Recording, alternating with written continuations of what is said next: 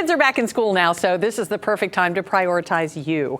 From fitness goals to getting the right amount of sleep, health expert Lizzie Oliveira knows all about it, and this morning she's here to help us get on track. I think this is a great time of year to kind of reassess as a mom or a dad. You have more time, hopefully. So the big four are sleep, nutrition, hydration, and exercise. Let's focus in first on nutrition, Lizzie. Sure. Yeah, that's right. Thank you for having me again here, Sheila.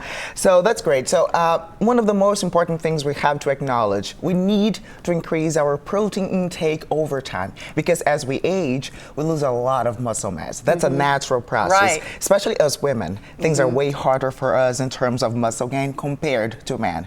So, and why protein? Because protein is one of the main resources our muscle mass needs to grow bigger, to grow stronger. And the stronger our muscles are, the more muscle mass we have, the faster our metabolism is. That means we get to burn a lot of calories even when we're not doing anything. It helps you burn calories, doesn't it? Yeah. Yes, that's right. You brought in a sample meal to kind of show what the portions ought to be. Yes, that's right. Yeah. So what I like to do is things that help for me, and I think it's very helpful for many people out there. So I try to divide my meal into 3 parts, and I make sure that half of it is filled with some kind of animal protein. We have here 150 grams of chicken breast. That gives me 47 grams of protein. But could be eggs, could be steak, fish, pork. If you're vegan or vegetarian, there are many grains and seeds out there tofu, with lots of, with lots of protein as well. So the rest of the plate, some kind of salad, could be veggies like here for the fibers, the minerals, the vitamins, and the other quarter, some kind of carbohydrates. Could be rice, we have rice here, but could be potatoes. You brought a scale in too. How important is portion control, Lizzie? Well, we need really to weigh our foods if we need to have a bigger picture, a better picture of how much carbohydrates, fats, and also protein we're eating, and also how many calories we're eating. Because when we want to lose weight, we have to be in a calorie deficit. So we need to burn more calories than we're eating. So we only can be able to do this if we're weighing our calories foods. In, calories out. That's what my trainer says. Let's talk about hydration. How do we know how much water we need for our specific body? So person?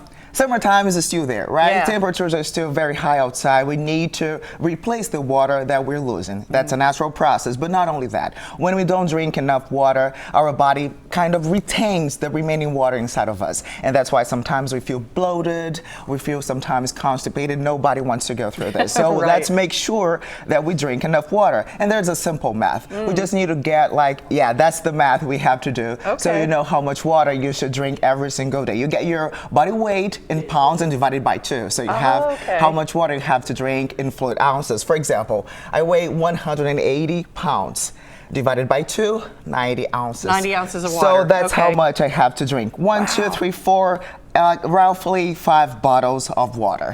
So now you know your secret number. That's Just do the math. Very easy. Okay, we still have 2 minutes left. Let's talk about exercise. And I think it's really important for people just to start, because a lot of people over the summer, we're busy, we're running with kids, we probably haven't worked out as much. What is a good goal just to start back with a fitness routine, Lizzie?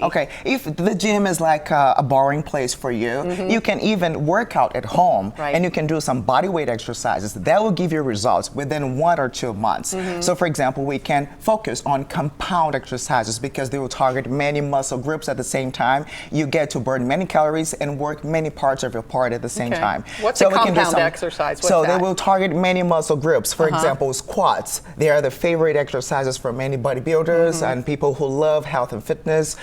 So for this, when you squat, you are targeting your quads, your hamstrings, and your glutes at the same time. So when you do lunges, and you focus more a little bit on your hamstrings and on your glutes. When you're doing push-ups, you get to target your biceps, your triceps, your backs, lats, chest. So you get to burn many calories at the same time. And you can do all that while you're watching TV. But for me, I have to go to the gym or I won't do it. So what is a good, just maybe a timeline for how many times a week if I'm starting back out? Do I need to go every day, or am I going to burn out? Is 3 times a week? No, you don't need to do this every day. For example, CDC, the Centers for Disease Control, recommends that you do 150 minutes a day of some cardio exercise and 2 to 3 times a week of some kind of resistance training. I would say 2 to 3 times a week every week. We can do that. Or you can do some kind of walk. You can take a walk after a meal. That's excellent. And it doesn't need to be every single day. Right. And if you do it with your partner or your friend, that keeps you accountable, and that's really helpful too. Lizzie, great tips today. Where can people find you if they want to follow? Because you've got tons of tips online too. That's right. So on my Instagram, at Lizzie Oliveira, LISEOLIVEIRA. Okay. And I'll tag her on all my stuff too. Lizzie, thank you. This was great. Thank you. All right. Again. Happy back to school. We'll be right back.